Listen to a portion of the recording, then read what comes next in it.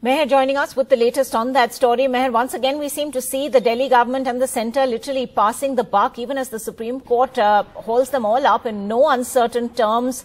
It's asked the Delhi government what it was thinking while reopening schools for kids who are now breathing this hazardous air every time they step out of the house. So lots of answers now expected from them. They'll have to hand over some kind of plan by Monday to the Supreme Court.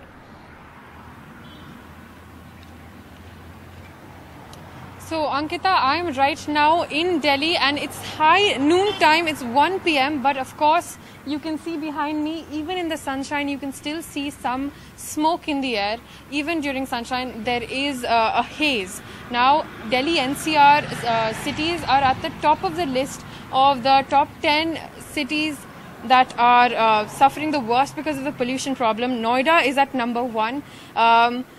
Gurgaon is at number 3, Ghaziabad is at number 5, Delhi is at number 6 and Faridabad is at number 7. So this region today is paying the highest cost of the pollution problem. It's the 10th consecutive day of severe air pollution, which actually impacts healthy people as well.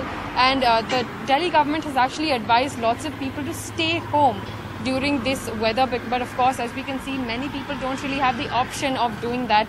Auto drivers, of course, traffic cops, many people whose livelihoods depend on going outside.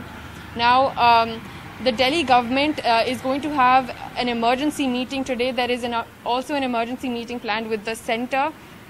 For now, the Environment Minister has ruled out the even out measure, which said that cars with even numbers will stay home one day and then odd numbers will stay home another. That, for now, he said, is an emergency measure and has urged people in the meantime to address their individual contribution to pollution. So far, there hasn't really any urgent action been taken by the Environment Minister so far. But of course, we will have to wait for the meeting at 5 p.m. meeting. We'll, of course, continue to track that story with you, Meher. Thanks so much. So that's the situation for now. Yeah. Back to you. All right. Okay, Meher also spoke with people in the national capital, and they're all reporting the same problems: breathlessness, respiratory distress, and just being very disturbed by the smog. तो आपको क्या दिक्कत हो रही है? सांसों में तो है दिक्कत होती है। मतलब सांस लेने में आपको दिक्कत हो रही है? जी हाँ। और क्या मतलब खांसी?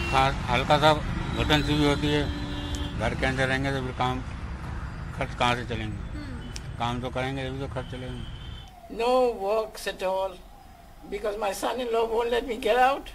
He says the air is so bad. In India, the blame game goes on. And it's always the government and it's always this one's fault and that one's fault. But what are we doing about everything? I mean, even the stubborn burning, what are they doing about it? There should be a permanent solution.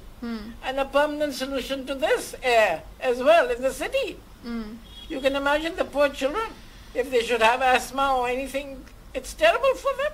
We've kept all our doors closed. We don't even open our doors because mummy's there, and then we've got the air purifier working to give us some relief at night so that we can breathe a little bit more easily.